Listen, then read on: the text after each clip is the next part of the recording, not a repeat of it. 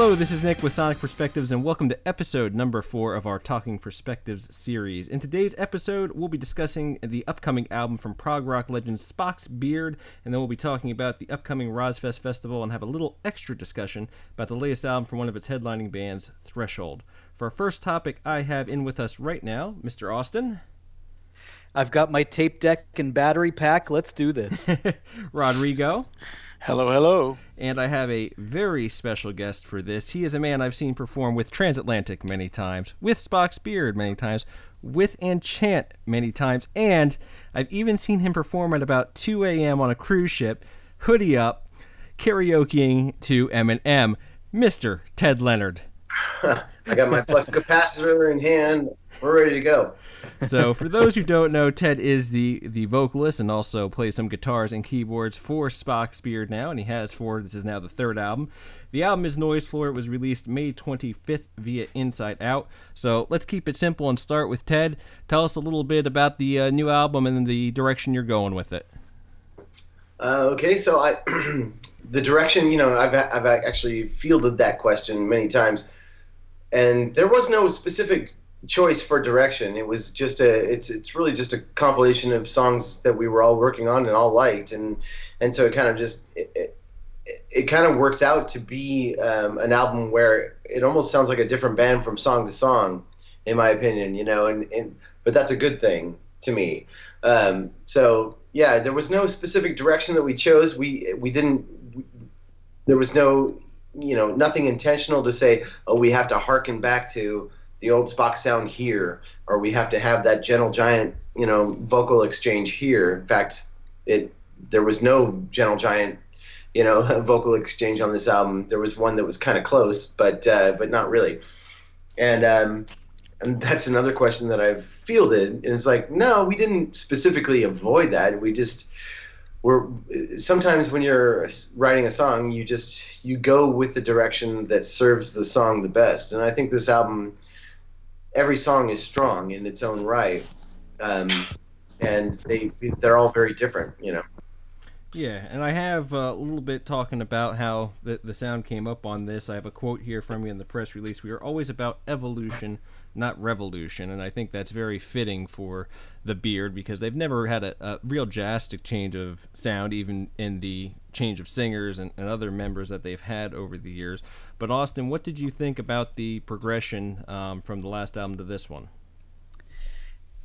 As our very own Scott Medina said in his his review, this is the third album now of Spock's 3.0, and I'm happy to say I've been here during each of those, 1.0, 2.0, 3.0, and it's interesting as a longtime fan watching the evolution of the band, especially Ted, since you've joined. I wasn't quite sure what to expect because, as we all know, other than Jimmy Keegan being, sort of the touring drummer during the Nick years, you were sort of the first guy from outside to be brought in. And it was like, okay, we're opening the door to our clubhouse. Let's see what happens, And, I think BNADS is pretty much a fan across the board beloved album.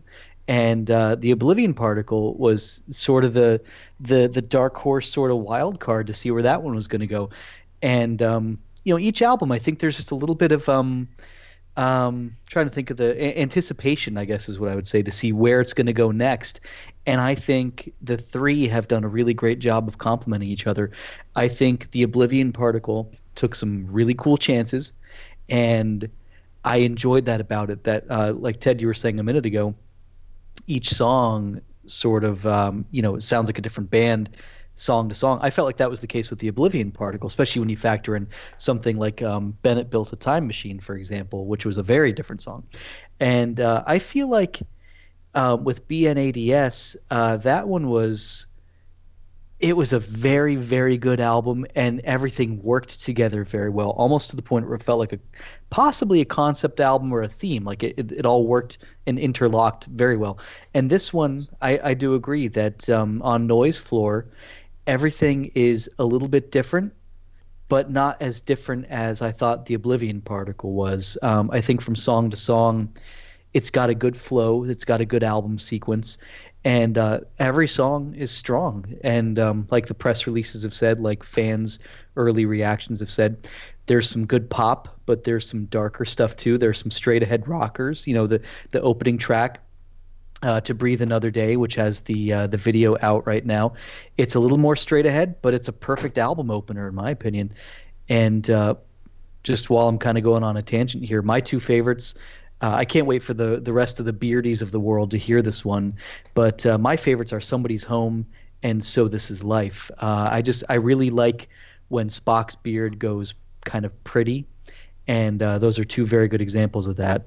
My favorite Al Morse guitar solo of all time is off of Octane, and which is, you know, sort of a dark horse album, but She Is Everything. I feel like the solo on that is his greatest guitar moment of all time. And there are some moments on this one that give that a run for its money. So I'll go into my thoughts more later, I'm sure, but that's my first impression of it, just sort of giving it a quick cursory listen over the past couple of days. So, real quick editor's note before I throw back over to Ted and eventually to Todd. First off, it's nice to see that in Joel's absence, Austin has stepped up to the plate and delivered the longer diatribes we've all become used to. I appreciate that. He has bequeathed the historian hat to me for the night. And the other thing I want to note is he's being a cool kid throwing out acronyms. Not everyone out there might know the album he's referencing with the acronym is Brief Nocturnes and Dreamless Sleep, which was the first album with Ted. So, Ted, for the rest of this interview, we can just refer to it as Brief Nocturnes. We can just, Nope, I'm going BNADs from now on. BNADs. That's how we affectionately call it. There's something overtly phallic about that. So I don't know, but I can't imagine. But it happens. So Ted, any of his favorites that he mentioned, were you a primary songwriter on either of those? Well, it's funny, you mentioned Somebody's Home and One So Wise, and those are two songs that Al was a heavy contributor on, so he'll be happy to hear this interview for sure. Somebody's Home, specifically, was a song, I flew out to Al's house for a weekend, and we sat down and just decided, with nothing written, just wanted to see what would come out of the two of us hanging out. And Somebody's Home is that. So it's mostly, it's mostly me. Even that whole thing is, it's almost straight off my solo album. Especially when it gets into that. There's a song for my solo album that kind of has that same type of G minor chord progression. In this case, it's F minor because that guitar's detuned. But yeah, he and I sat down and tried to write something together, and that's what came out of it. Whereas So This Is Life, that's all Al, and so he's gonna love hearing that first little bit of commentary. Well, and it's funny, Ted, if I can just jump in for a sec, probably my top 3 all-time favorite Beard songs. One of those is The Doorway, and that goes back to that old DVD from the Day for Night tour, where it just had that great moment of, I think it was Neil and Al and Nick, I believe, all 3 of them playing acoustic together, where they get sort of that great harmonized call and response sort of thing. And I think that was on So This Is Life. Like I said, I gave it a good listen this week, but only one because I didn't want to ruin my LP arrival next month. But I just love that, just the acoustic call and response. It's just classic Beard coming back. Yeah, that's the middle section of Somebody's Home that you're referring to. And okay. That was, and it's kind of reminiscent of that song from Spock's Beard 9, Perfect Day. Oh, yeah, yep. Yeah, and it also harkens back to, like you said, to the earlier stuff. But yeah, I mean, that was just me and Al sitting in a room and trying to hash something out. And the lyric actually came when I'm writing lyrics in a situation like that. I'm usually just spouting gibberish, and some of the phrases started to sound like something, that as they do sometimes. And then I just kind of went with that.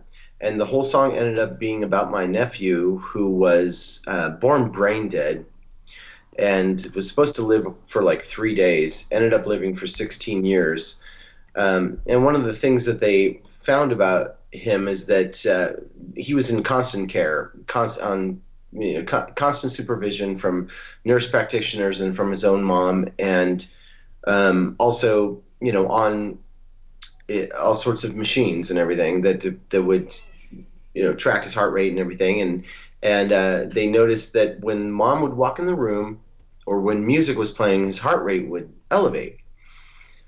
And so the whole idea of that song is that, I can't show you any kind of response, but there's somebody in here. And so that's what that song became about. And what was funny is my wife called while we were in the middle of writing it. I'm like, yeah, I'm writing this song about Chris. And she goes, did you know it's his 15th birthday today? I'm Oh like, my God. really? Yeah. And so sadly, he finally passed away over Christmas time this last year. But so somebody's home, almost takes on a new meaning. Now he's home. Do you think you guys will play that one live? Do you think that'll just really hit you when you do, if you do? There's a couple songs on this. There's 3 songs in this album that I can see where, like, how can we not play them live? And 4 actually, and that's definitely one of them. So if when we go out to tour, it's kind of up in the air right now. That I'm sure that'll be one of them, along with To Breathe Another Day, because you always have to play the album opener. And in my mind, One So Wise is a great, it's good, and Beginnings are going to be great live songs.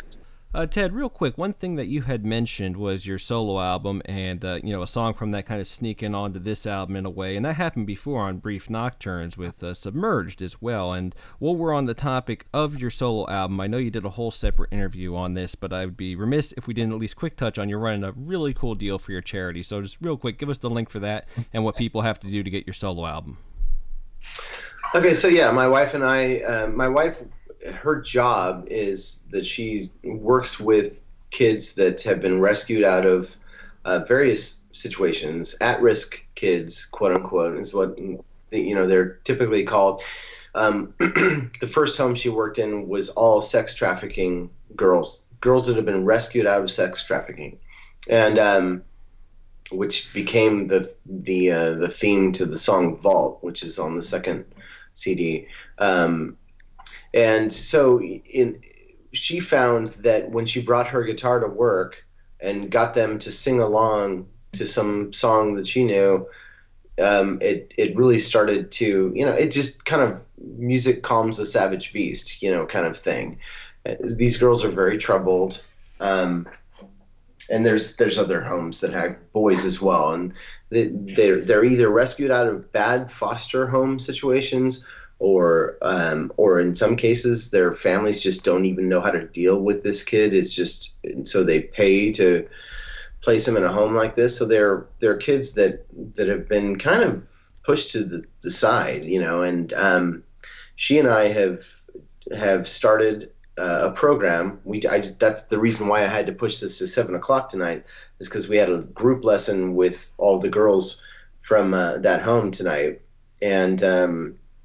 And so it's a nonprofit organization where we're trying to bring music,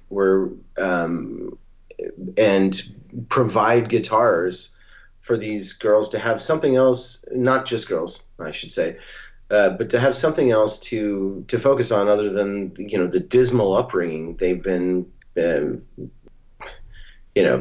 been dealt. So, and it's been really interesting. She's already a psychology major. She's a little more adept at dealing with these very strong personalities. I came away from tonight's lesson going, oh gosh, I don't know if I can do this. I don't know if I can, because they bring up stuff like I'm a therapist. I'm like, oh, okay, oh, that's interesting. Oh, so anyway, here's how you play E minor. I just quickly go back to guitar. I don't know how to deal with this situation, but Denise is on the other side of the room, and she's so well adept for this. And so yeah, the idea is that we've already got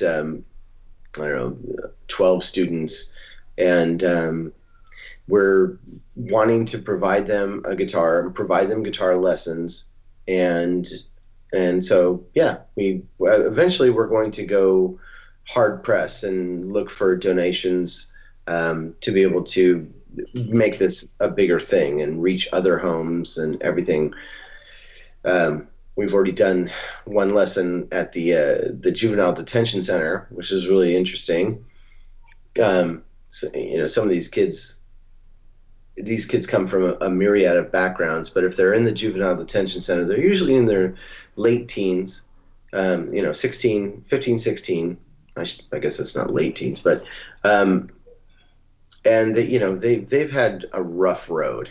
They've got tattoos in places you shouldn't have tattoos. These kids have seen some things that you and I probably can't relate to, and we're just giving them the therapy of music, which is, there's nothing more therapeutic than sitting there with your guitar and trying to make something sound good, because it takes your focus off of what's happened to you in your previous life, what's happening to you now. It's just, no, I'm trying to do this, and it's a very strong therapeutic tool. And so that's the approach we're taking, and it's called Legacy Music, and the website is legacymusic.online. And there's a place there where you can donate and you can read more about what we're doing. And so far, it's been going really well. We've had some friends of ours donate 25 student guitars. That's this little guitar that I'm playing right now, which it sounds great. It's great. It was, and I don't know how much he had to pay for them, but we got 25 of them. So that'll be the first batch that's given away to these students that make it through the program, and so pretty excited about it. Yeah, and like I said before, one of the cool things is we're talking to a music audience, and it's going to be something that they like. And specifically, a lot of people, especially the fans that are newer to you from Spock's Beard, may not have your solo album, and it's to try and help those donations. You have to know, I think it's $17 if you're in the U.S. and like $27 internationally, and you'll just send them a solo CD of yours. Yeah, minimum donation of $17 for domestic, and I think it was $28. The shipping is $14. And yeah, you'll get a solo album, which, by the way, Nick DiVirgilio actually played on. So it's not my first album with him on drums, this Noise Floor thing. So yeah, and it's a Christian album. I was a worship pastor at the time, and back in 2007. So it's that's when I made it. And I don't know, it just kind of spun off of one night I was listening back to it. I was really just jonesing to listen to Nick, because I'd listened to Ten Summoner's Tales, and I'd listened to oh shoot, what's his name? Drummer. Come on, help me out. Drummer from where? I'm sorry. It's from Ten Summoner's Tales by Sting. Colaiuta? Vinny Colaiuta. Vinny Colaiuta. And I was like, man, that's the quality that Nick brings. He has this ability to make even a 5 groove. And so I was listening to that, and then I went back and I listened to my solo album, and then I posted something online, and then everybody was like, hey, I want one, and it became this thing. So I'm like, well, you know what? I'm not really interested in marketing this album anymore, but I'll tell you what, if you donate to this, to Legacy Music, I'll send you an album, and it's kind of spun from there. All right. Well, yeah, and like I say, it's an album worth having. I have it. I recommend that you get it. I'm a bit of a fanboy, but I still say it's a solid album, and I think it's a treat for people to have. But I'm going to try and bring this back. We just hit a really, deep subject here, and I'm just going to try to draw us back to the new Spock's Beard with as easy a transition as I can. It's all right. He mentioned Vinny Colaiuta, and I'm just sitting over here thinking about Joe's Garage by Frank Zappa. Right. So that's how terrible I am. The last thing we have time for right now is a Frank Zappa discussion. That's a discography we cannot get into right now. But let's go back. Rodrigo, you've only listened a few times. You're the newest to have the album. What are some of your initial thoughts? Well, I've listened to it twice already, and congratulations on it, Ted, by the way. I liked it a lot, and to me it's one of the most heterogeneous albums of Spock's Beard so far, and that's not necessarily a bad thing. I mean, it's very diverse, and it shows actually that each of you guys composed the songs individually, right? So it wasn't a joint effort. You guys didn't go to the studio to write it together or anything like that. Each member brought in what they had composed, and then the album was born, right? Not to Yeah, mention, I mean, it was kind of a crazy mixture of things. You know, there are some songs that are completely one writer, and then there are a bunch of other songs that are definitely a collaboration. And I think that actually separates it from the Oblivion Particle, because the Oblivion Particle, you know, after the Brief Nocturnes tour, we all got so busy for the next couple of years, and at some point we were like, well, we've got to get an album out. And meanwhile, John, he just writes every day.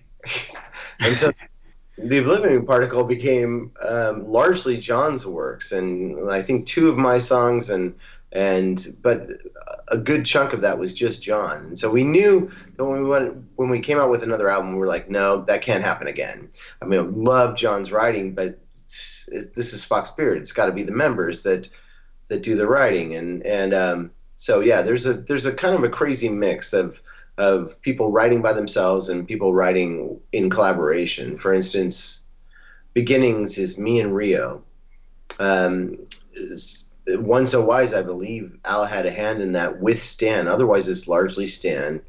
Vault is all me. Somebody's Home is me and Al. Have We All Gone Crazy Yet is me and Al. So This Is Life is all Al. You know, so it's kind of like that. And Box of Spiders is pretty much all Rio. So it varies from song to song in this album. And the other thing I noticed as well from the get-go is how short the songs are in comparison to the other albums. Was that a conscientious effort, or is that just how it turned out?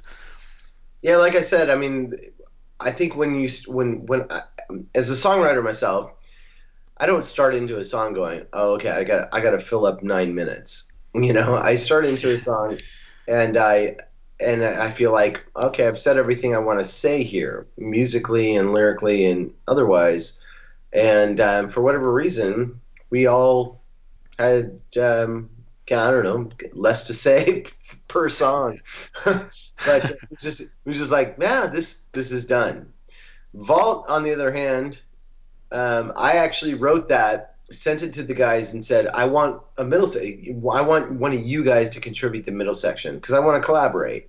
I'd written this song, and I'm like, it feels like it needs a middle section.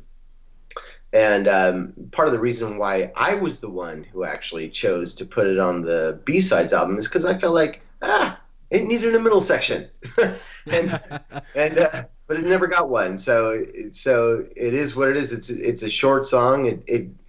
To me, it kind of skips from the second chorus right into the bridge, that's where I would have wanted to insert about a minute and a half of progressive, insanity. Now, with each one of these answers, there's a whole lot I'd like to ask you, but at this point, we've since the start been joined. Say hi quick, Scott. Hey everybody, this is Scott Medina. How are you doing? And Scott just this morning had a review published for the new album Noise Floor, so he probably knows this album better than any of us. I've listened to it a bunch of times, but I guarantee Scott knows it better than I do. So you probably are the best one suited to have a good general question or two for Ted about this album. What is still piquing your interest after the review here? Well, it's fascinating to me to hear from Ted who wrote what, because that's one item that we didn't get on the advanced copy. So I've been really interested about that. So to hear what Ted and Al wrote together sounded like it was, like Have We All Gone Crazy Yet and Somebody's Home. Those are just, two of the monster tracks on the album that have a very Spock's Beard sound to it, come together. And it's no surprise that Rio is really focused on the instrumental there, Box of Spiders. It's just going crazy with his keyboards everywhere. Ted, do you get to play anything on the 2 instrumentals that are on the album? Negative. No, in fact, here's the thing about singers and instrumentals. I had not even listened to Box of Spiders until I got the masters back. I had not even listened to it. I have to be completely honest, because I'm like, I'm not singing on it. It's, who cares about an instrumental? I'm a singer. No.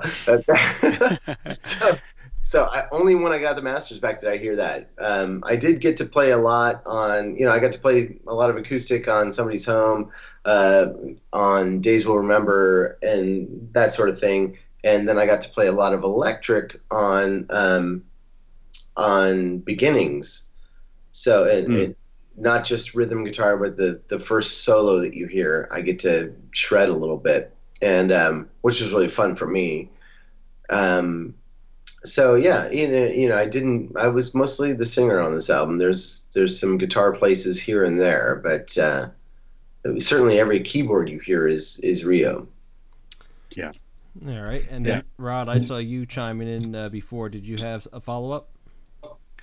No, just to complete that, on my second listen, I was trying to figure out what my favorite songs were, and with each new song that came up, that became my favorite instantly. So I ended up with tracks 6, 7, and 8 as my favorite ones on the album. So Once So Wise, Box of Spiders, and Beginnings. Yeah. Which is always a good sign, I guess.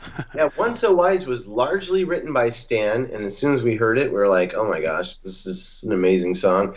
The only reason that song isn't the opener is because the other song that Stan wrote for us recently was Tides of Time, and it was the opener for the Oblivion Particle. And we felt like Once So Wise and Tides of Time had kind of a similar vibe to them. Beginnings in specific was a song that Rio had written the music for with no lyrics or melodies in mind, sent it to me probably like 2 weeks before we were supposed to start actually tracking Brief Nocturnes. So that song has had a very long gestation. So a 5-year gestation, because we've been working on that, and we submitted it for the Oblivion Particle, but it was in a different state.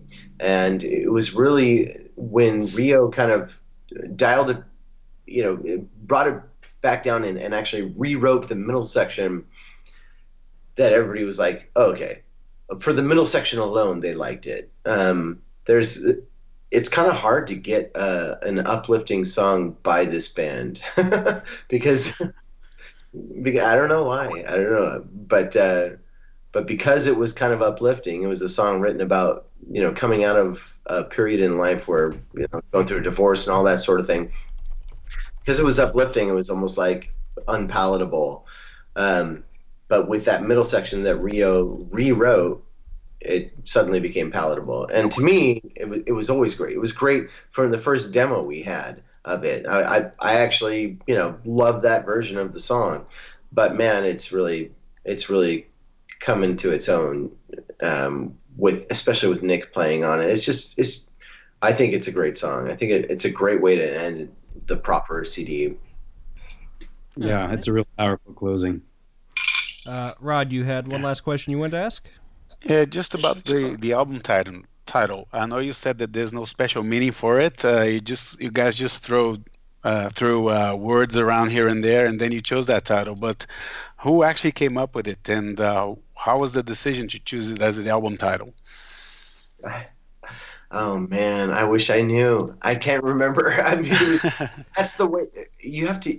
If you could actually see the email threads that go around as soon as we start to talk about things like album title or album order, there's literally 150 emails. And I think Noise Floor was one of John's. John has 15 album titles on the tip of his tongue at any given time. So it was really just like a bunch of people saying, oh, how about this? And half of them are, funny, really, like, we're not going to use it, but just trying to make the other guys laugh. But this one, just, I don't know, it kind of stuck with us. And then when I can take credit for the B-Sides album, because I thought it'd be kind of cute to call it something with floor in it, and the cutting room floor, being like, editing room of a video editor. I thought it'd be cute. and and I kind of submitted it half as a joke, but then there's this democratic process, and everybody kind of votes, and that's the one that won. So. Well, I have to say, so far... It's way less interesting than you were probably hoping it was going to be. Oh, no, nothing is more interesting than an email chain. But honestly, I feel like those are some of the best lyrics from Spock's, though. Like, like the Stuyvesant and liquor on his breath kind of thing. Like, right. Just these random phrases that pop up. You're like, yeah, let's use that. And then it's like 20 years later, still talking about it, Yeah, I like the approach of leaving a lot of the interpretation to the listener. I had one written interview, which, by the way, are the worst. Because it's like homework, Oh, yeah, talk about it. If you ever have to try to transcribe an interview, I think that's the only thing that's worse. Oh, probably. Yeah, so, and one of the things his question was, it wasn't even a question. It was like, can you just, explain the lyrics for every song in order? And I'm like, I have no idea what John meant when he wrote To Breathe Another Day. I mean, there's a general message there.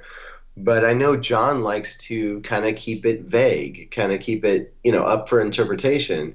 And I said, you know what? I'm not going to do that. I'm not going to answer your question. I can answer your question about the ones I wrote, but I'm not going to answer your question for Somebody's Home is about something very specific. Vault is about something very specific, and Beginnings is also very specific, But I always, even with Beginnings, I took it into kind of a Rip Van Winkle analogy, of waking up and having aged, and just, it was really about my divorce, but I tried to keep it as vague as possible, so nobody, oh, it's a divorce song. Who cares about a divorce song? If you have to do a divorce, you're not going to relate to that at all. So if you keep it vague, people can find their own ways to relate to something, Yeah, and let me just say, first off, this is a really cool look. Not every artist is going to be as upfront and clear about the songwriting process and how everything goes on, and it's really cool to have this inside look at the new album. But I want to look into the future real quick, because Spock's Beard, frankly, has one of the oddest dynamics over the years of any band, how things work and members in and out. And one of the ones that you're facing now is you had Nick DiVergilio on this latest album in the studio, but you pretty much know he's most likely not going to be joining you live, and you were already struggling to find a drummer that can replace him and Jimmy, and how's that going, especially with this new material? What do you got going for someone live? Well, since it's not solidified yet, I'm kind of not at liberty to say, but we do have someone of note that is likely to be the guy for our tour. We've already had talks with him, and we know it's a man. Spoiler alert. Okay, yeah, that narrows it down by 50%, give or take. So Mike Portnoy then? Oh no, there it is. All right, continue. Yeah, it's no other species. It's still human. But he's a guy who's found himself with some free time because the band that he was in decided to not really play anymore, if that gives you any clues. Oh, well, we can all speculate, don't worry. Is he bigger than a bread box? No. Yes. I've never owned a bread box, so I really don't know. Can't answer that question. Blink twice if its name begins with M and ends with Ike Portnoy. Yeah. Okay. So that's totally not going to happen.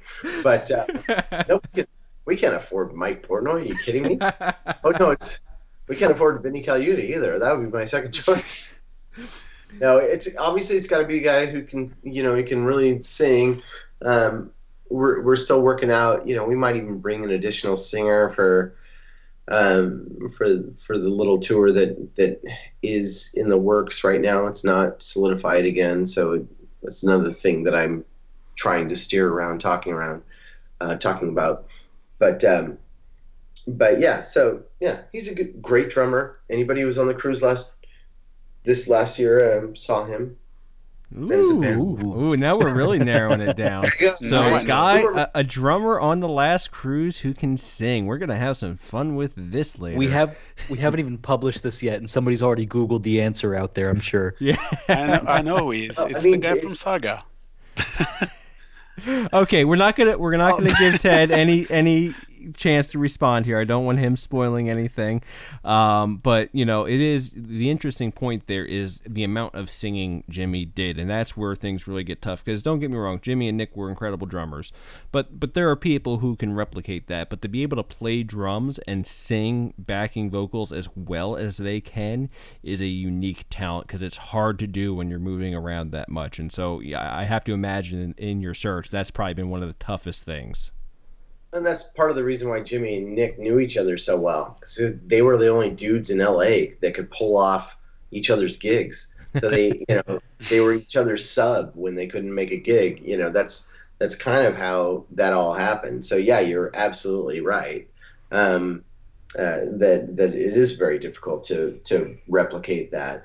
And if I could have either of those two guys, absolutely I would. Well, I still get to work with Jimmy all the time. I just played 2 gigs with him over the last weekend, in our cover band. So my cover band consists of Jimmy, Dave, and then my wife.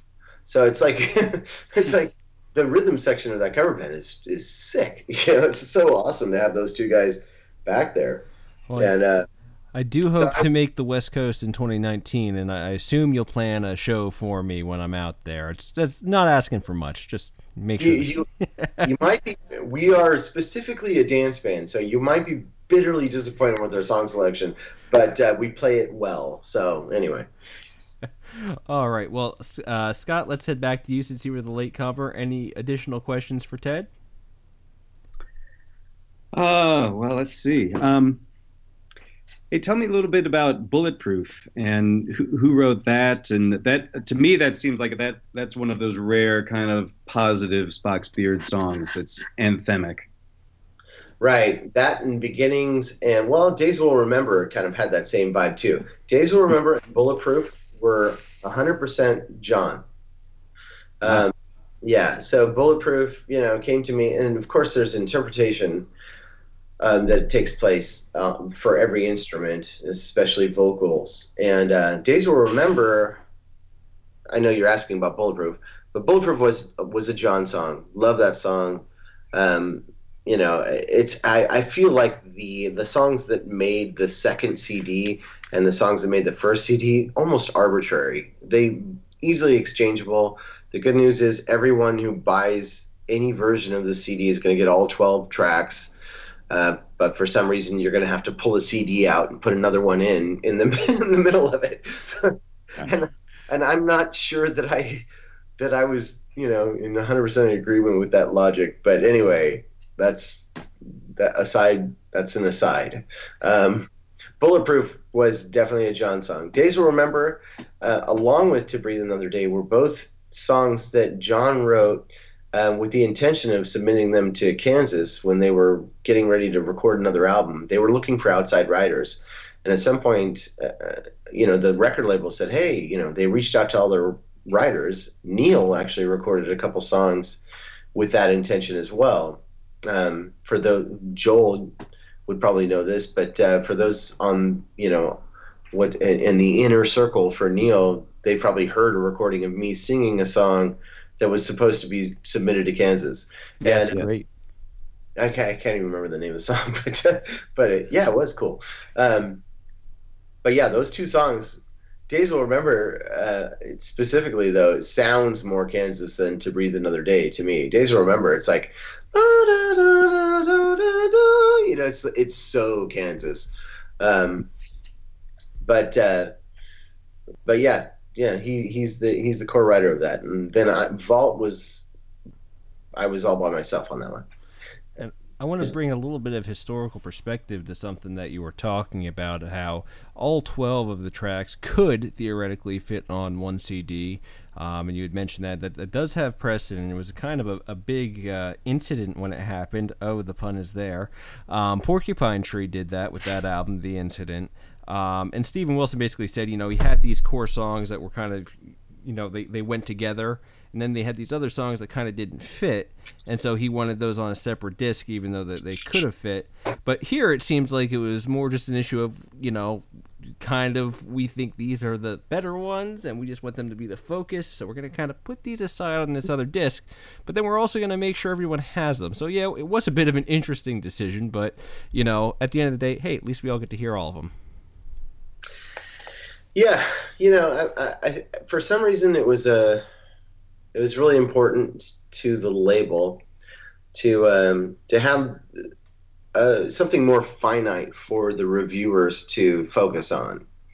I think he's probably had, speaking of Thomas Faber, he's probably had experiences in the past where certain songs didn't even make it onto a review of the album because they were tucked into a 12-song listing, or they were tucked into the 65th minute of a big long album. And so he's taken away from that it's better to give the reviewers something smaller to digest before they write their review. Otherwise, it's by the end, I remember listening to Third Eye Blind's album the first time. I think they had 14 tracks on their first album. By the end of the album, you don't even remember any of the tracks. If you're listening to it the first time around, it's like there's 14 songs. So I understand the theory of it. In this particular case, it was kind of a compromise because he really wanted a short album, and we really wanted to put it all out there. So that was the compromise. He's like, okay, well, let's just put out 2 CDs, and so we all got to put all the material out there that we had recorded drums to. There's other material that didn't even make that short list, that 12-song list for Nick to record to, and some of which was great, by the way. Does that sound bitter? I don't know. Next album. Yeah. Yeah, if there's one thing I've really learned over the years, is that most reviewers have very small brains and short attention spans. Right, Scott? For sure. I resemble that remark. So let's go here. I already kind of got a final thought from Scott. We won't keep Ted much longer, but Austin, did you have any final questions for Ted? Oh, man. I mean, I've got about 8 million questions for Ted, but in the briefs. In the spirit of keeping things brief, yeah. What's it? I mean, last time your two bands, Spock's Beard and Enchant, released an album within about a year of each other. You guys played CalProg together, and you did double duty. And as we know, now we've got Noise Floor coming out in just a matter of weeks, and a new Enchant album on the way. So what's happening in the world of Ted specifically there? So yeah, I mean, there's going to be. I'm going to get really busy here. I mean, whenever an album is about to come out, that means I've had about 3 months out, 3 months off. Because it takes so long to get the packaging and the media and the it's about 3 months from delivery date that they actually plan to release an album. I don't know if you guys know that, but so right now is kind of a perfect time to be working on something else. And Enchant is working really hard to get an album out by the end of the year, and definitely want to have something out before we get on that next cruise where I'll be pulling double duty again.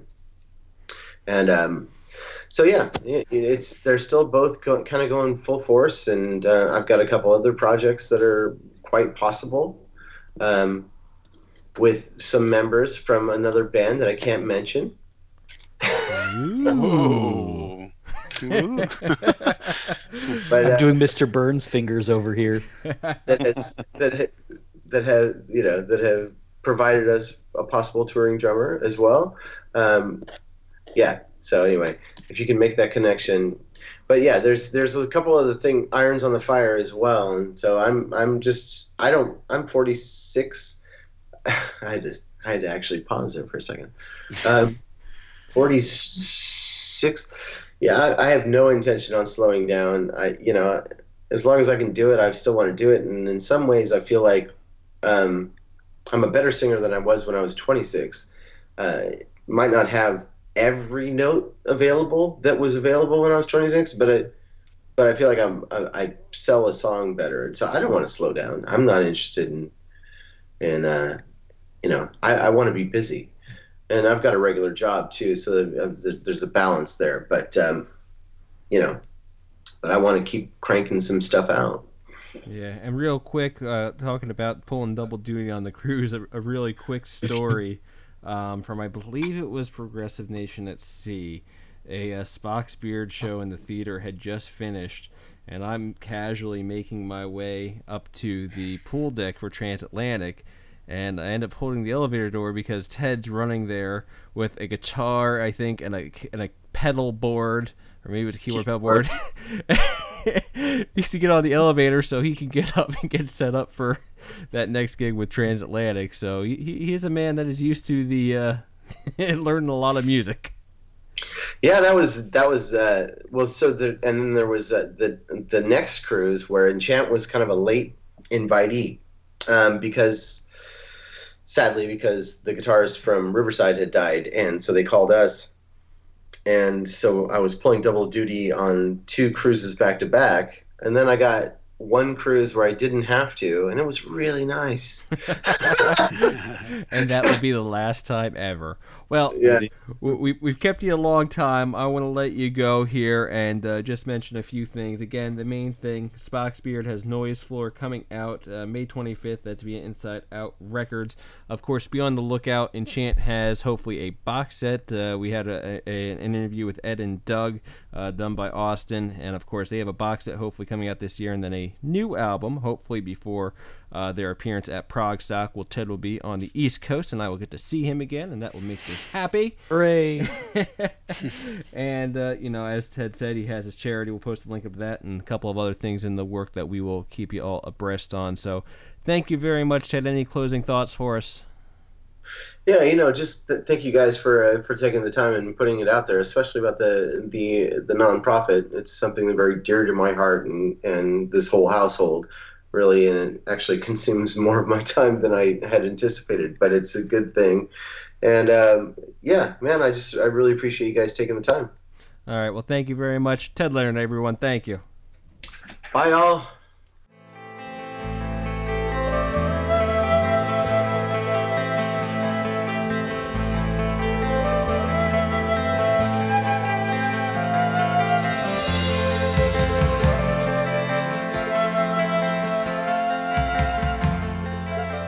All right, we are now going to move on to part 2 of our podcast this week, and we are going to be leaving Rodrigo and Scott for this portion, but we're adding back in Joel. Say hello, Joel.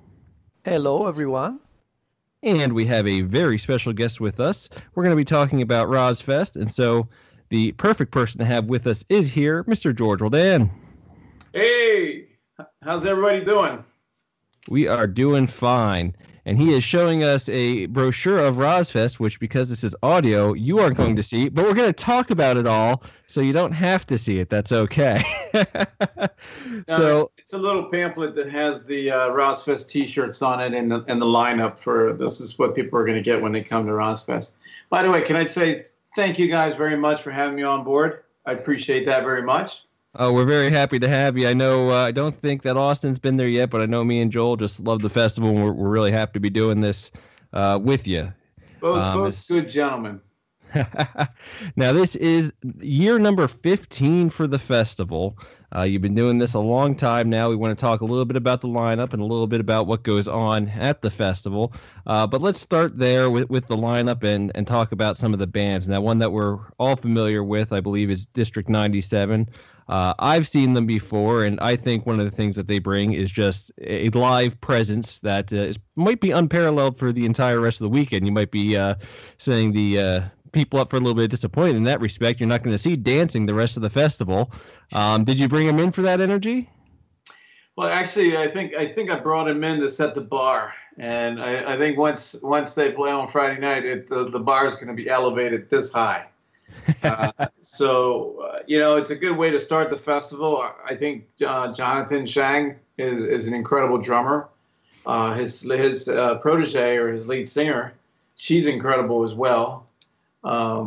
And I just love the band's chops. I think combined together, I think they're just one happy family, and they play and entertain in a high fashion. So I think we're in for a treat too. I think they got some new music they're going to be playing at the festival too. Oh, fantastic. Now, after that, we have a band called Brand X. That's kind of the polar opposite in some ways. District 97's a hot, young prog band, and Brand X goes quite a bit back, and they've had long periods of activity, long periods of no activity, but they're starting back up now. And Joel, I believe you're familiar with them. What are your thoughts on Brand X? Brand X is a multinational jazz fusion band formed in London in 1975. They were active until 1980, I believe, followed by a reformation between 1992 and 1999, and now a second reformation that starts on 2016. Their most well-known members include John Gosal in guitars, Percy Jones, who's widely regarded as one of the most legendary bass players in history, and Phil Collins, who played in their first album, Unorthodox Behavior, which remains one of my all-time favorite fusion albums. Everyone is familiar with Phil Collins, either from his time with Genesis or for his solo career, but you certainly don't have an idea of the chops he had until you listen to the first Brand X album. Many people claim that it's Brand X's unique combination of masterful chops mixed with their some sort of childlike melodies what makes them so special. Truth is that they're widely recognized as musical pioneers, as they helped creating an entire musical genre and influenced a broad spectrum of musical bands from Phish to Dream Theater. And they helped crafting this unique blend of jazz, rock, and ethnic influences, which is now widely known by fans as fusion. I'm really very excited to see Brand X next week. The sound in the Majestic Theater is perfect from wherever you sit. There's not a bad spot in the house, and the lights are one of the best I've seen. And I'm sure this will be a performance to remember. Hey, Joel, just to elaborate a little bit on Brand X, my favorite album from their discography has to be Unorthodox Behavior. That's the one that came out in 1976 with the blinds, with the person looking through the blinds. And I think Livestock in 1977 was also a very good album. But my favorite would be that Unorthodox Behavior. Yeah, these guys, they're pros. And from what I understand, they're like firing on all cylinders right now, which is cool. So we're going to see them at a really good time at RoSfest. Now, the next band that's going to be after that is one that we will get to see at the after party. And this is something I'm interested in talking about because it's a chance for the night owls to see some unusual music. It's a time when people sometimes get up and join the band. It's a very weird time, but usually has some good music to start off from the main act. But it's Shadow Merchant this year. But here's what I want to ask you. You've been doing this festival in Gettysburg now a lot of years. And this year, you're both moving from one hotel to two different hotels and moving the location of the after party. From someone producing this festival, what is the logistics involved with that, and are you scared at all at the response? Are you nervous for how people are going to take to all these changes? No, I'm not nervous about the changes at all. I think we really didn't venture that far from where we were. We went down the street actually from the Eisenhower Hotel, and we actually, I believe, moved into two better hotels, the Best Western and the Quality Inn. And we chose two locations that were logistically close to the hotels. So we picked out a place which was, I think, it's going to be a nice place for us, called the Appalachian Brewery, where Shadow Merchant is going to be playing, and the Pike on Saturday night, where the Shadow Merchant is also going to be playing. They're doing an acoustic set on Friday night and electric set on Saturday night. So we're going to see two different sides of Shadow Merchant. Plus, they're dropping a brand new album at RoSfest. You're going to see a new album coming in the works from this band. Howard Whitman is an awesome person, and he's the founder of that group. And if you guys remember, Shadow Merchant were originally a bunch of doctors that were in the group, and since then a couple of the members have been replaced. And but they also have a female singer, she's going to be great. You guys are going to love her. But, yes. no, there haven't been any problems with it at all. Good. I'm glad to hear it. I'm looking forward to checking out the new digs and seeing how that goes this year. Now that brings us to Saturday morning, and the first thing we have Saturday morning is a band called Cell 15, all one word, and they are a band that I know has been doing a couple of festivals and local things here in the eastern U.S. Lately, but why don't you tell us a little bit about them? Well, Robert Richardson, he's the founder of the group.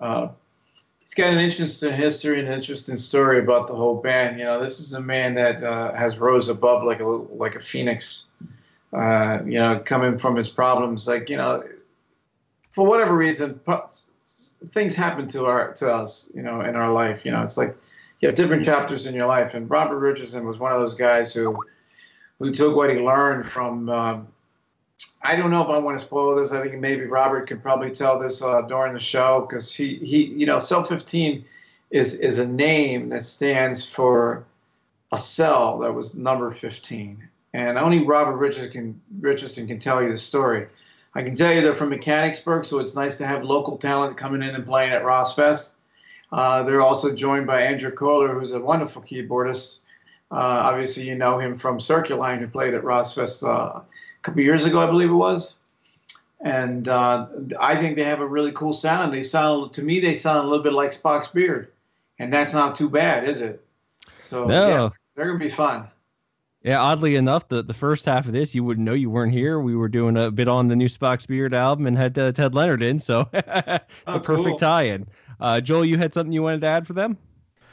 Yes, I do. Self-esteem is the brainchild of Robert Scott Richardson, as George just said. And in fact, we published a full interview with him just last Friday, where he goes deep into details about how he started in music and how their first album, Chapter 1, came to be. To sum it up quickly, in 2011, Robert decided he wanted to write the progressive rock style that he loved.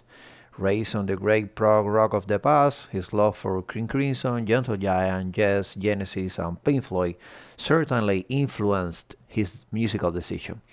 I could describe how Robert's musical redemption happened, but our friend and contributor Mark Borman did it perfectly when he said that for musicians, the road to success can be marked with figurative potholes, stop signs, wrecks, and flat tires. And some abandon the journey, others use the challenges as motivations, even providing artistic ideas for their work. Robert Scott Richardson is one of those who has used personal difficulties as an inspiration.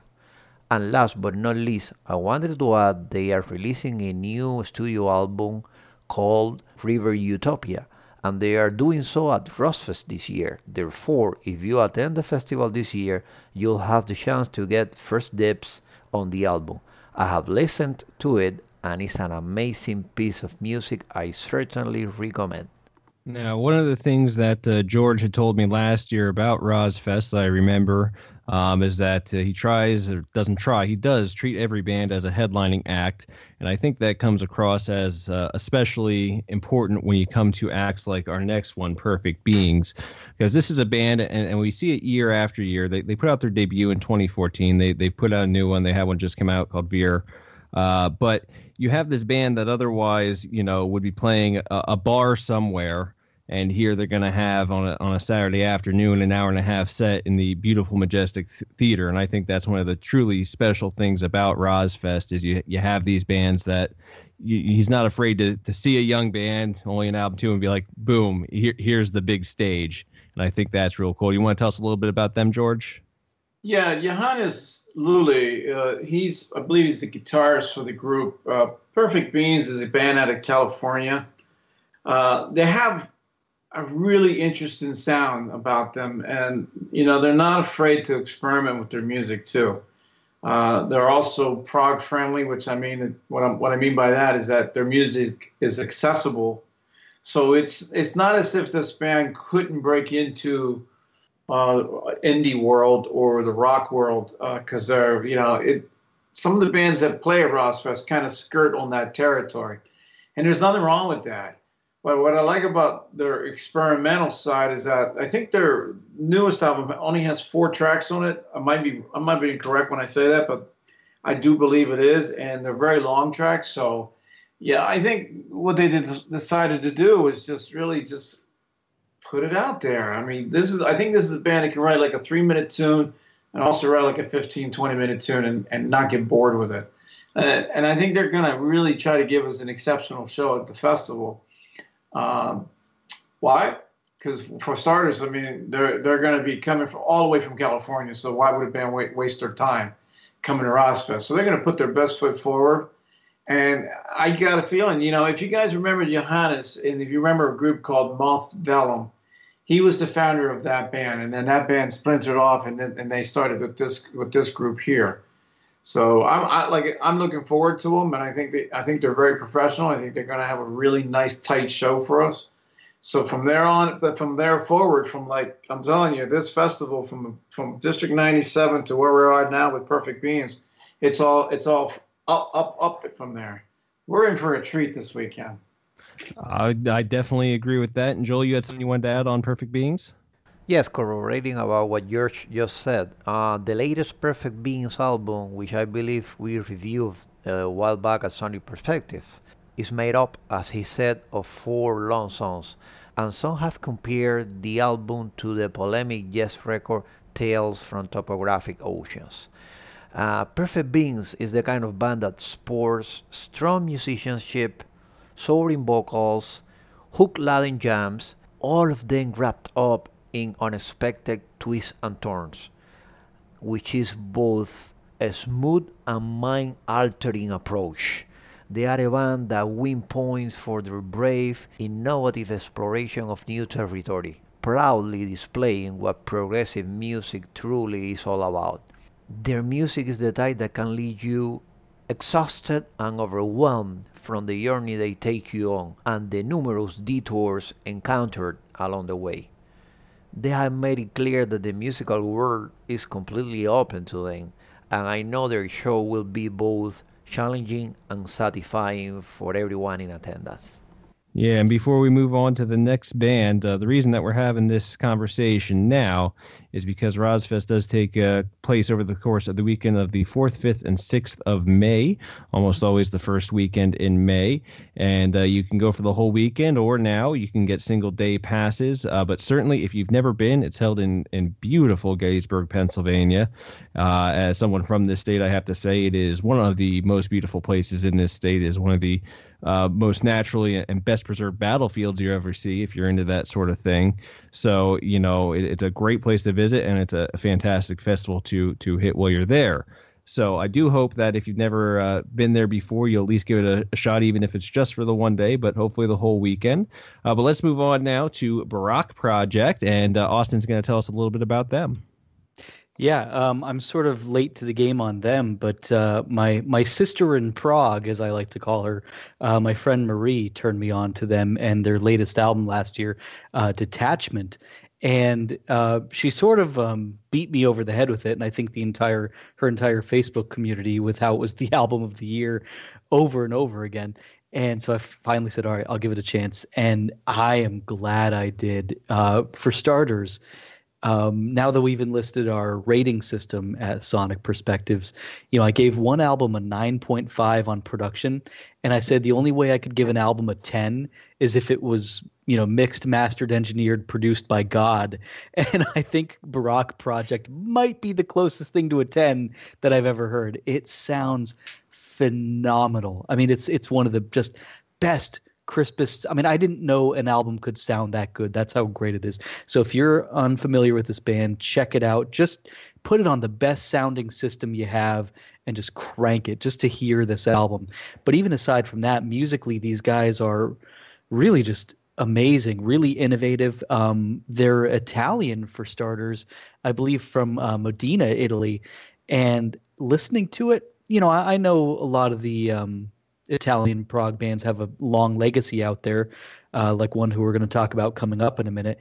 But to listen to Barak Project, never would have guessed that they were Italian. It's strange. I actually assumed they were British from the way they sound. There's a lot of Porcupine Tree influence going on there, I think, but they're not so proggy that they're inaccessible either. I think fans of, for example, the lighter side of the band Thrice, which is sort of an alternative, post-rock band, they might even like Barak Project. There's really a lot going on there.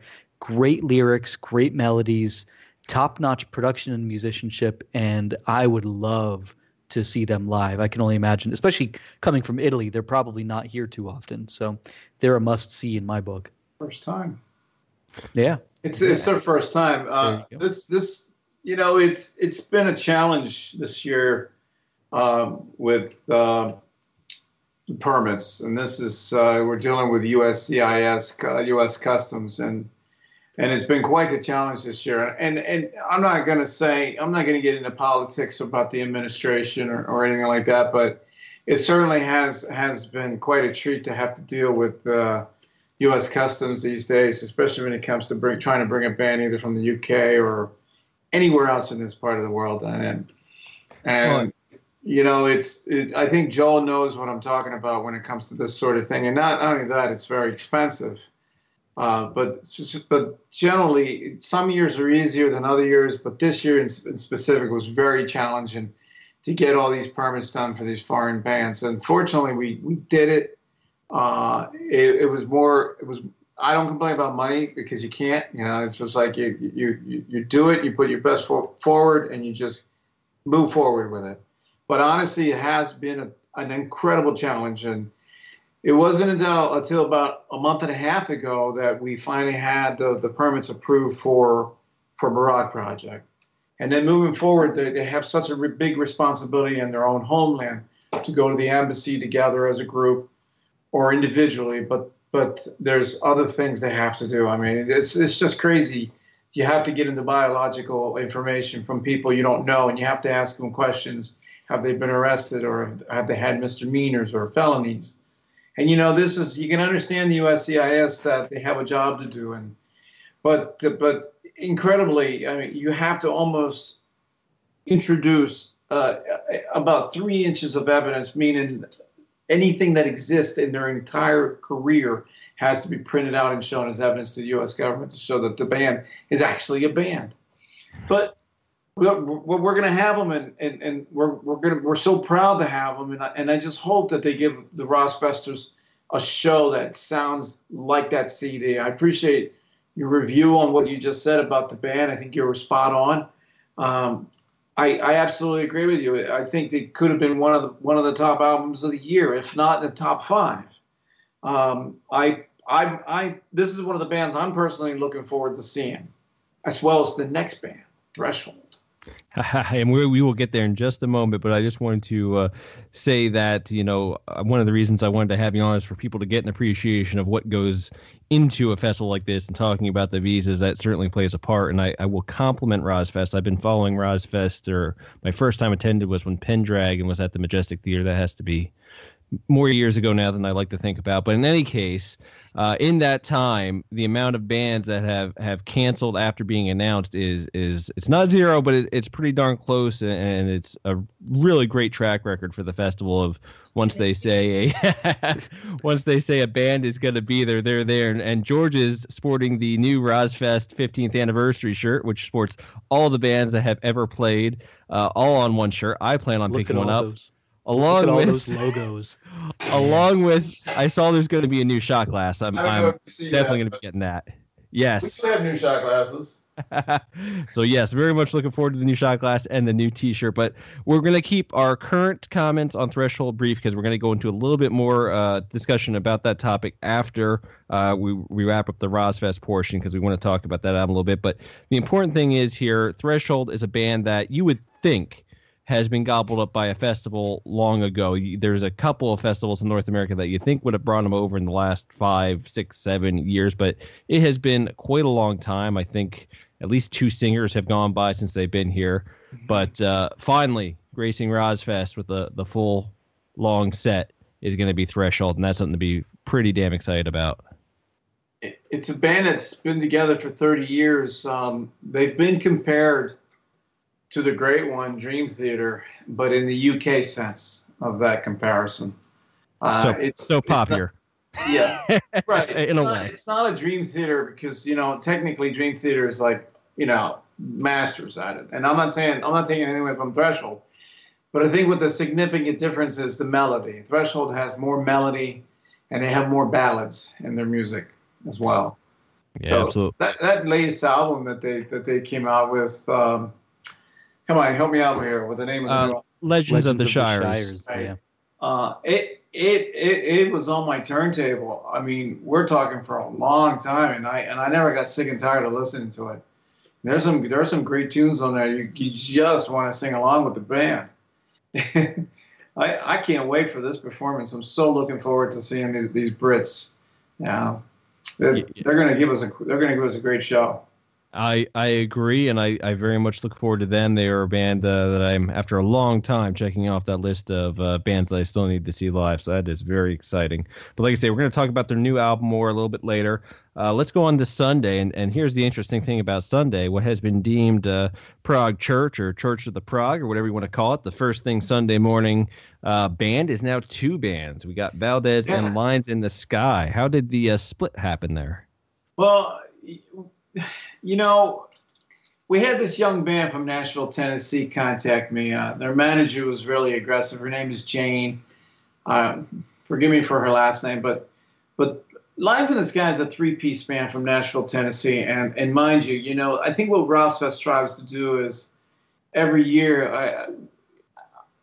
I'm not patting myself on the back or anything like that, but I think what RoSfest does compared to a lot of other festivals is that the originality that comes into RoSfest as far as first-time bands that come into this country, or first-time bands that are in this country to come in to play at this festival, you haven't seen anywhere else, and they're introduced at RoSfest. So that the church spot on Sunday morning has been touted as one of the most difficult spots to play in, because first of all, people have been partying all night long and all weekend already. So they come in and get a dose of Prague, and first thing in the morning, 11 o'clock in the morning. You either got to be insane, or you really love this music, and you really look forward to seeing these bands play. And starting off with Valdez and Lines in the Sky and splitting a 90-minute set, we thought, I was like, you know, my production manager was saying, "Are you freaking crazy, George? That's going to be more work for us, and you know, we're going to have to." And I just simply said, "We can do it."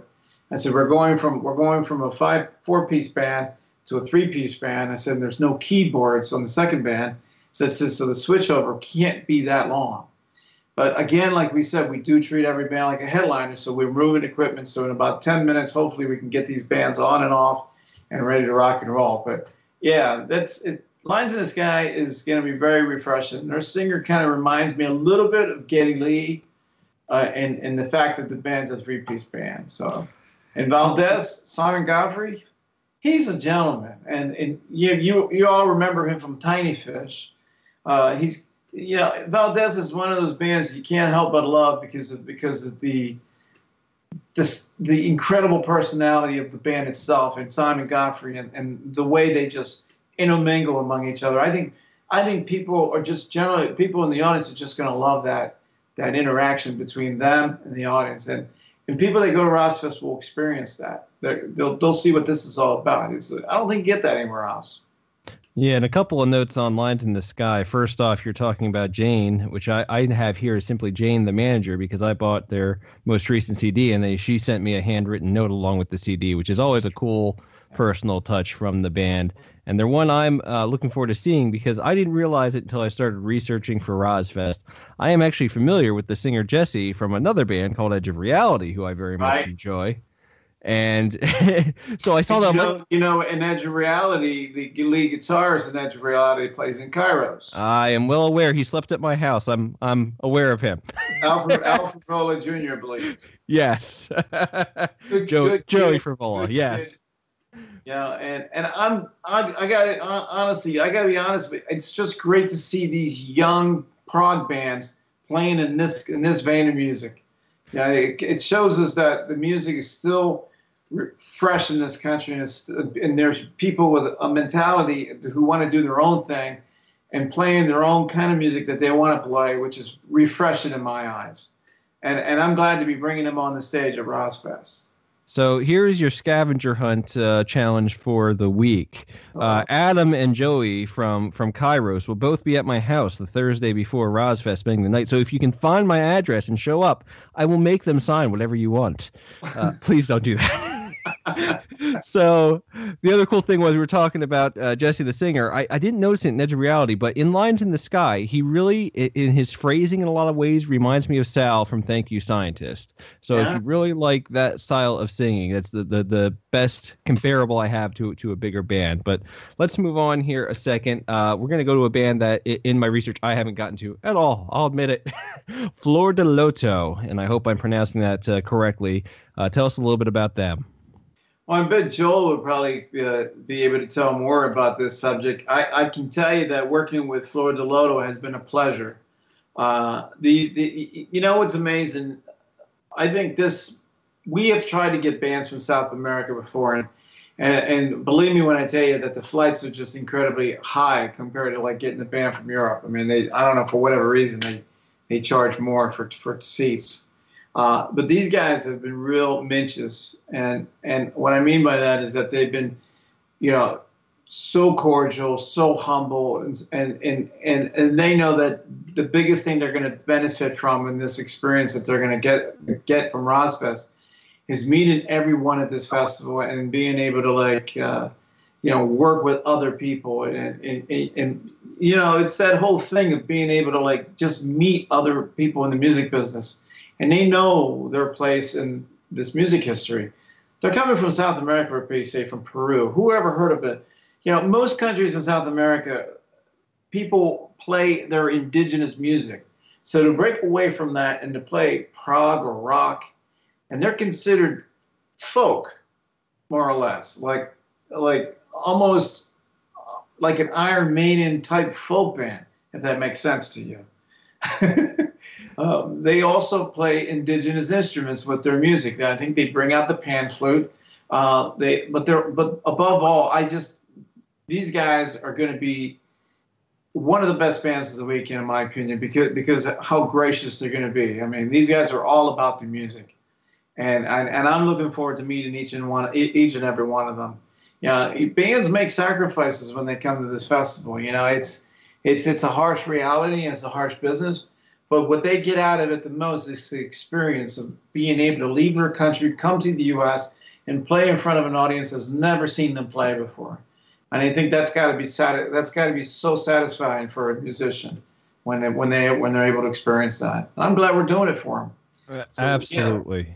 And that is cool. I've seen quite a few bands from parts of the world and that I would never have expected to at RoSfest before, and that is always a cool treat. And you'd mentioned the RoSfest family. I have to quick say it was in full force last night at Stephen Wilson in Philadelphia. The amount of RoSfest shirts in that audience, holy God.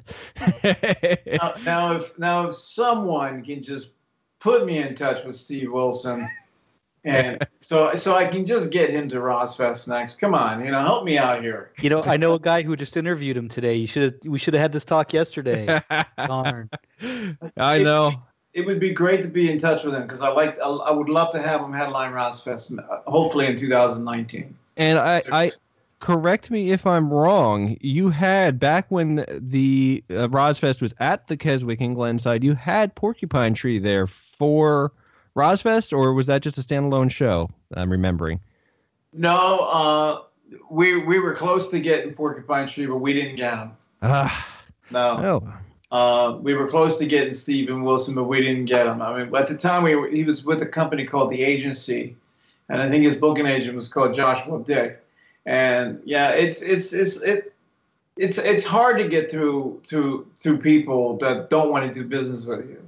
Yeah. And I'm not saying anything bad about the industry because it is a business, and you have to look at it as a business when it comes to music and entertainment. There's nothing personal about it. It's just the way it is. Sometimes you just can't get an artist because of they're on a tour or they're somewhere else in another part of the country. So it really comes down to a lot of time in these events. For instance, when Threshold opened up for us, they were not the first headliner we were going after. We were, I'll be honest with you, we were trying to get Fish. That didn't work out for us. So it is what it is. Now, Joel said in chat here he has the PR info for you, so he'll be able to pass that along to you. But more importantly, he said to me privately, he guarantees that you can get him to play there. He said you can hold him accountable if that doesn't happen. I hear you, Joel. Oh my. So we got two bands left here. Wait. Okay, yes, you want to talk about Flor de Loto. Go ahead. Yeah, before going forward, I want to go back to Flor de Loto for a bit. I have done my research about the South American pro-rock movement for years. Flor de Loto, which is the actual Spanish pronunciation, is currently the most prominent pro-rock band in Peru. In only a few months' time after they began playing back in 1998, they turned from promise status to major act, while growing a cool following in Lima. They began as an instrumental quartet, founded by guitarist Alonso Herrera and bassist Alejandro Jarrin, with a formal guitar, bass, keyboards, drum at the time. Flor de Loto music style is based on a solid confluence of various sources: jazz, hard rock, sick rock, Andean folk, chamber music, you name it. The result is somewhat similar to classic Jethro Tull in places, with the typical South American ethnic flavors heavily featured in a unique way. This is a band highly recommended for everyone that likes Jethro Tull, as I said before, but also for lovers of jazz fusion, hard pro rock, and even Latin American folk rock. Even though they sing in Spanish, I'm pretty sure that many eyebrows will raise while they are performing their set, and many will run to the merch table after that to buy their records. Yeah, what's amazing is that Flor de Loto got their permits approved first out of all the bands, and they've never played in this country. And I was more worried about Flor de Loto not being able to play in this country because the way these rules and the laws are. And believe it or not, a band with 30 years of experience like Threshold got denied by the USCIS, and we had to work twice as hard to resubmit everything and the whole package all over again. And you wouldn't believe it, but we resubmitted the entire same evidence that was denied the first time, and they approved it the second time. Which sounds about right. I can't understand it. Yay, bureaucracy. Yeah. Well, one of the really cool things about RoSfest, and one real big compliment I will pay the festival, is unlike any, because I've gone to many different festivals at this point, and one of the things that stands out about RoSfest to me is that there's always one or two acts I'll go in knowing absolutely nothing about. I won't watch a YouTube video. I won't watch anything. There's so many bands. There's usually a few I knew, a few I check out, and then a few that's just like, you know what, I'm going to try it there. And I never have any doubt that I'm going to sit in my seat and not at least enjoy them. The style of music is always, right down my alley. There's anything that I really dislike. I have every confidence in George and his picks that if you don't know a band, you can go and that you will most likely, if you are a prog fan, enjoy it. It's going to be hard not to. So I've always found that to be nice, and it'll hopefully, I expect it to be the case with Flor de Loto again this year. So let's move on. We got Special Providence up next, our next to last band on Sunday. Tell us a little bit about them, if you will, George. Well, this is a band that came to me by way of Joel. Joel has a nice knowledge on his music database, I suppose you want to call it, and he every once in a while he comes across some little gems, and he says, "Hey George, you got to check out this band." So I would go ahead and listen to him, and honestly, Special Providence, no lie, is technically probably one. I think they're just going to blow the doors off this place.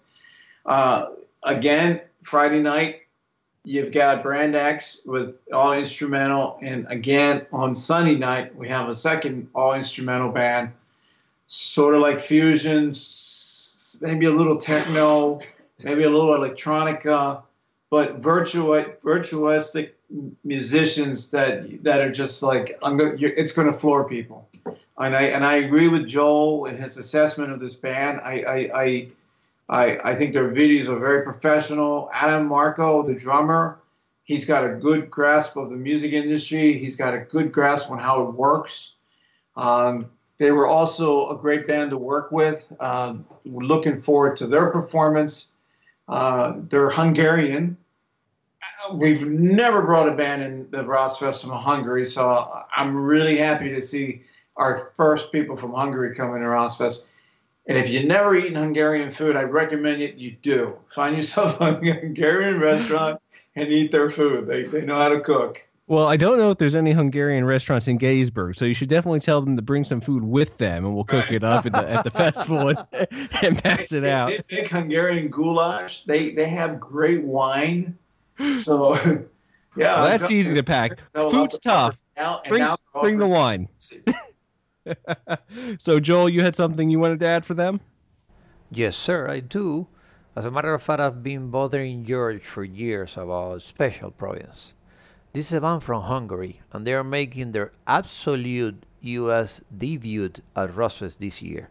I discovered the band some years ago with their first two albums, Labyrinth and Space Cafe, which took a very long step toward fusion, and I enjoyed the heck out of them. Special Providence have found their own little niche in progressive rock music. It's the mixture of jazz, rock, metal, and electronica, which have made albums like Soul Alert, Essence of Change, and their latest one, Will, a real treat that I'm pretty sure will please fans of bands like Spock's Beer, Animals as Leaders, and even Nova Collective. They have continued pushing the envelope into some new musical dimension, some sort of a cosmic realm for lovers of heavy fusion with latches of high-octane heavy prog. These guys have developed their unique recipe of prog jazz metal style for years, and this will be a very interesting show that will melt the skulls of many. 4 talented players with great groove, which is not something that you find so often in this type of music, and at the same time, chops from hell. You know, Joe, I appreciate what you're saying. As far as their technical side is concerned, without going over the top, I think after a while, when you hear a band like this, and then if they're over the top, I hope you don't mind me using the words musical masturbation, because after a while, it just seems like it's too much. I think in essence, what they try to do, instead of like extending a 12-minute tune, they're able to write these 4-minute, 5-minute tunes, 3-minute tunes, and put so much music into it that you wonder how the heck they do it. But virtuosic, I'm talking each one of these guys can play, and they'll make it look so easy. You wonder how they do it. Can't wait. Good selection there on getting me to get off my butt and sign them, Joe. I appreciate that. No, I'm telling you, this is the year of the U.S. debuts. Barak Project, Florida Lotto, Special Providence. Oh my God, I can't wait. Yeah, it's a really international lineup. It's amazing. Yes, it is, and it always is to some degree or another. Maybe some years more than others, but it is always an international event. Now, coming up Sunday evening, I'm going to get very, very drunk. But before that, we're going to be treated to one last treat coming across the pond. We're talking international. George is laughing. George, you know I'm going to get very drunk. I don't think you're alone. That's the thing. No, I'm certainly not. That's what Sunday night is for. But what we're going to be doing before that is we're going to be having a band whose name I am not going to pronounce in full because they typically go by their abbreviation, PFM. And now this is a band I know that a lot of people are going to be very, very excited about. And it's one of the two this year, again, that I know very little about, which is, for a traditional band, I know I probably should. But Joel, why don't you tell us a little bit about PFM? Yeah, when you talk about the rock progressivo Italiano movement, you must talk about PFM. Considered the pioneers of the Italian progressive groups, PFM became one of the leaders of this 70s prog movement that surfaced in Italy along with another band called Liorme. They develop a style which is uniquely Italian while maintaining links with the rest of the prog world. Lyrical, romantic, and delicate music. If I were to find an adjective to describe, then I would say that it would be something like full of finesse. Sumptuous compositions and arrangements made up the PFM take of pro rock. Sometimes compared with the early King Crimson, they have their own musical personality with such an elegant music that is a really feast for your ears. They have a very vast discography and there's something in their catalog for every pro rock lover. One of my favorite albums of them is one called Stati di Immaginazione, and please pardon my Italian. But their latest record, Emotional Tattoos, is another one I recommend. It came out in two versions, one sung in English and another in Italian, and their new guitar player, Sfoglio is his last name, is excellent throughout the whole album. Lush, symphonic, and unique. Seeing PFM at RoSfest will be a tremendous finale for what promises to be one of the best editions of the festival and a worthy celebration of its 15th anniversary. And Nick, before you get completely drunk, make sure to enjoy the PFM set. Just have a Peroni while you watch. You'll be good. That's right. So here's what we're gonna do. We're gonna wrap up here our discussion on RoSfest. I again have to say, anybody that is on the East Coast that can drive, maybe take one day off work, see a day, see 2 days. If you haven't done it before, if you're at all into this sort of music, you're going to be in for an experience that's different to anything that you've seen before. You're going to see bands that otherwise wouldn't even be touching these shores, let alone be playing a full, beautiful theater to people that appreciate their music. It is a special experience. I hope that anybody that's on the fence will give it a shot and will come out. And what I'm going to promise here, we went way over time already, but next year, we just started talking perspectives not too long ago, and then boom, RoSfest is here before we knew it. But next year when tickets go on sale, if George wants to come back, we're going to have him on right around then.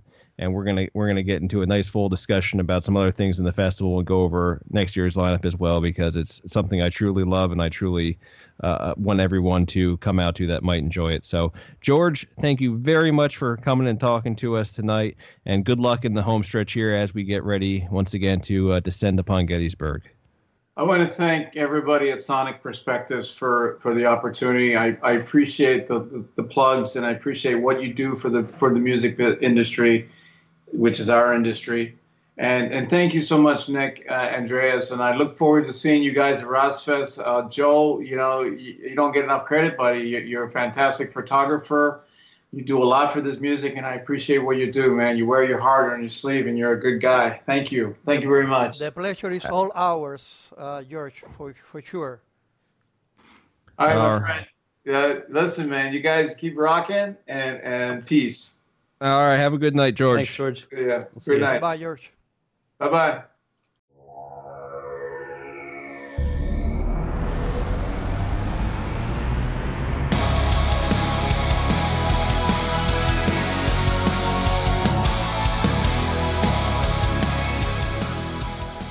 So at this point now, we are going to turn to topic number 3. We touched on it briefly with George during the RoSfest discussion, but it involves the Saturday night headliner, which is Threshold, and we got a couple of talking points here.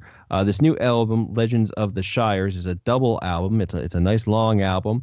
It sees Threshold going down to one guitarist, which is a big change, and also a huge change in going from Damian Wilson back to Glenn as a singer. So a ton going on with this album, and they are, not surprisingly, given those changes, playing it live in its entirety at most of their shows coming up. The touring starts this year. They haven't really toured the album yet, which is why this is kind of relevant now.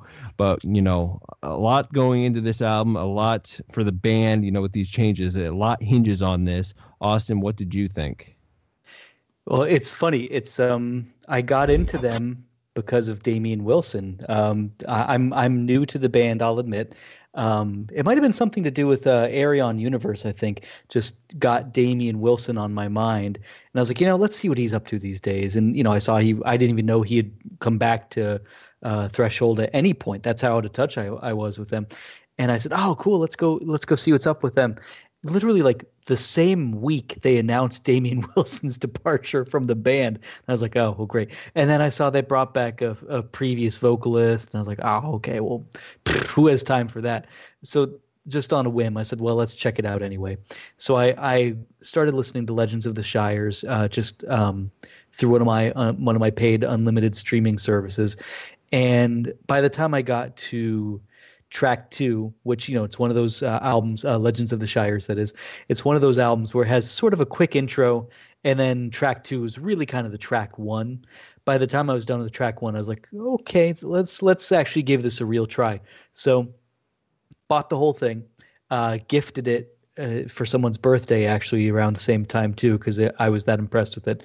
And it was in heavy rotation when I got it back around, I think it was like October, November. Yeah, it came out in September, so it was pretty recent at that point. And my biggest complaint with it is a double album, but according to Wikipedia, it's 82 minutes. So it's like just over the length of one full disc. And I understand, if it's like a live release and it's 100 minutes, it's much easier to split it like 45 and 55 or something. But just to go 82 minutes with an album where you kind of repeat one song 3 different times, and that would be the Shire Part 1, Part 2, and Part 3. I'm like, couldn't you have repeated it one less time and gotten the whole thing on one disc? But I guess in the age of digital everything, it doesn't matter anyway. But it is a very strong record, and I think anyone who's going to RoSfest and is either unfamiliar with the band or is unfamiliar with them since Damian Wilson has left and is not familiar with the sort of reprised lineup of Glenn Morgan back in the band, you're in for a real treat. It's like George touched on. They're comparable to Dream Theater, but they're sort of it's apples and oranges a little bit, I would say. They don't get quite as bogged down by, and I say this as a Dream Theater fan, a huge Dream Theater fan, but they don't get bogged down in so much of the wankery that sometimes Dream Theater does. Like, for example, where there's a song about September 11th, and then they have a 5-minute breakdown just to shred for a while, which just seems out of place. I feel like Legends of the Shires, and again, I'm speaking to the one album I know well from them, and it's their latest. It seems very focused, even clocking in at 82 minutes. It just seems very like they know what they set out to do, and they do it well. The Man Who Saw Through Time, which is basically the longest track on the album, is a very good epic. I mean, it's 11 minutes, 12 minutes. So it's not huge by, Neil Morse length, for example, but it's the longest one. And it's one of those songs where it starts off lyrical, ballad-esque, and it takes you on a journey by the end. And by halfway through, on your first listen, at least, you've sort of forgotten how it starts. By the end, they bring it back around full circle in all of its majesty and pageantry back to how it started. And it just feels like a triumphant return. And it's a great song. So to, keep my thoughts somewhat brief, this is an album that I'm going to listen to for many, many years to come. And not only does it make me want to finally go back and go through the Damian Wilson section of their discography, it makes me want to go back even further and listen to the Glenn Morgan section of the discography as well, and become a fan of the band in earnest. So I think, like I said, people going to RoSfest, hardcore longtime fans, new fans, people unfamiliar, I think everyone will enjoy this set. Yeah, and I'm going to touch on a couple of things you said there. One is the length, and I definitely agree. If it's 82 minutes, you gotta be able to find 2 Right? minutes to trim Yeah. down to get down one disc. I'm sorry, it just grates on me to see that second disc there for that little bit. But another thing I want to touch on is your reaction as a new fan. And I think anybody who gets into Threshold is really going to enjoy them at first. They are catchy. They write great melodies. The production is top notch. They're easy to get into in that way. My biggest problem as a longtime fan, and I think anybody who's a longtime fan is going to admit, is that after a while, all the albums sound the same. And part of that is that stellar production, because they have a very distinct sound to the way their albums come across, and that combined with similar songwriting, after so long, I know that this is a good album, but I can't help feel that even with it going down to a 4-piece, even with a new singer, it still has such a distinct sound that I feel like I've heard some of it before. That said, as I mentioned, it is a stellar album. It really is. And if it was my first Threshold album, I think I would appreciate it even more. And I am looking forward to seeing it live. The one thing I am not looking forward to for the RoSfest performance in particular is that being a fan for such a long time and having this very, this has got to be album number like 10 or something for them. I don't have the number in front of me, but I have all their albums. This was an album I had pre-ordered before it came out. I am familiar with Threshold. So after waiting all this time to see him in the United States, knowing that I probably won't get to see, much, if any, of the old songs that I've been really jonesing for, some of the classics, that's a tough pill to swallow that we're getting him right after this change. Yeah. But I will appreciate the new album. I'm not complaining. I'm going to enjoy that set immensely. I'm just going to be jonesing for a lot of that stuff that I'm also missing out on. So Joel, you wanted to chime in as well? Well, Threshold is a topic that I could go on for hours. I must start by saying that I consider myself a huge Threshold follower, as you are, Nick. When I stumbled upon Clone for the first time, and that was the first Threshold album that I came in contact with, it was love at first sight. One of the bands still in my bucket list to see playing live. I will scratch that itch thanks to George in less than a week. Threshold archetypal signature sound can be described as some sort of mashup between the sonic crunchiness of prog metal and some pop-loaded sensibilities, to put it in a way. When Mac left the band in 2007 to later die unexpectedly in 2011, I truly felt heartbroken. He played a large part in the story of Threshold, appeared in 5 albums, and also sang in numerous fan clubs, releases, and live records. I loved his voice dearly. He has such a great personality, and for my ears it was Threshold's distinctive voice. Nonetheless, they soldiered on. They brought back a former singer, the fantastic Damien Wilson, and with him at the helm, 2 other albums saw the light of day, March of Progress and For the Earnest. Now they brought back Morgan, another former singer, and Legends of the Shires saw the light of day last year. And I believe that while staying true to their sound, the band relies a little bit too much in an established schema, instead of trying to add some new creative juices to their already proven musical formula. And by doing so, I can't help but feeling the sensation of recycled ideas. You swear that song structures and melodies are nothing you haven't heard before as part of their previous body of work. So if you ask me point blank to use a word, I would say that the global album aura is somewhat foreseeable.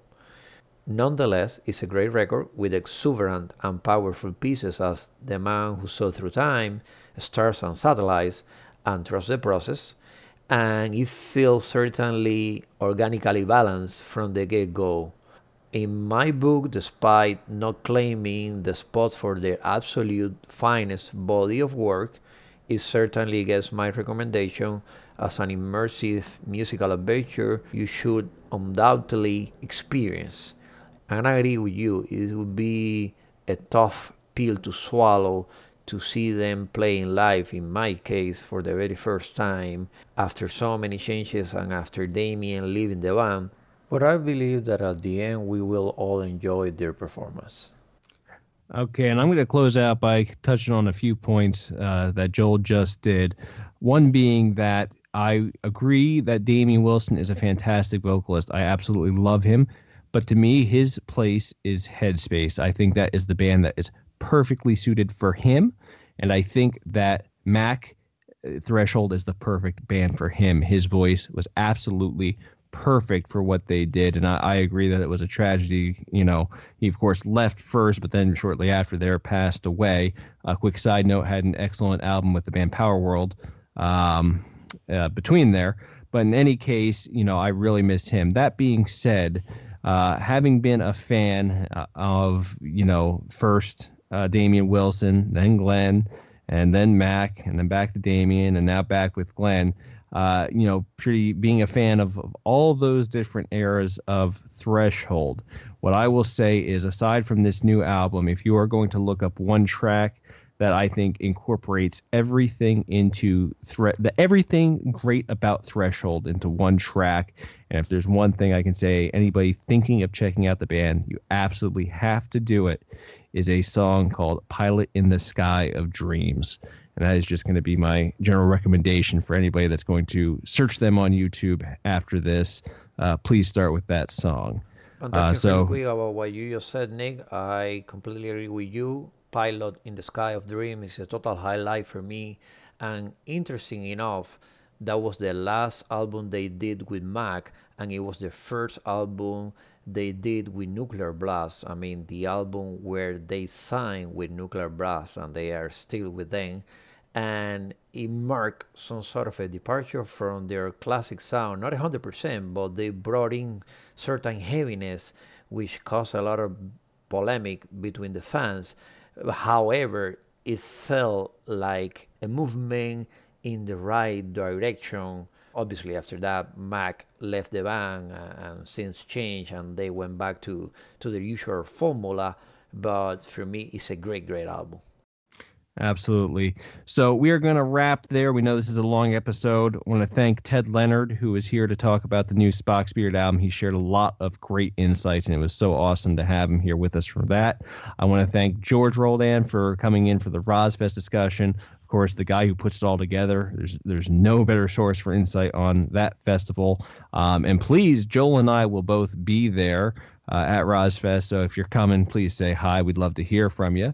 And then, of course, we had this discussion just now on the new Threshold record, Legends of the Shires, which I forgot to mention came out September 8th of last year, 2017, via Nuclear Blast. So, as always, please like us on Facebook, on Twitter, on YouTube, and subscribe to the podcast so you get all the audio content easily available to you. Thank you, everyone. This concludes episode 4, and we will see you next week.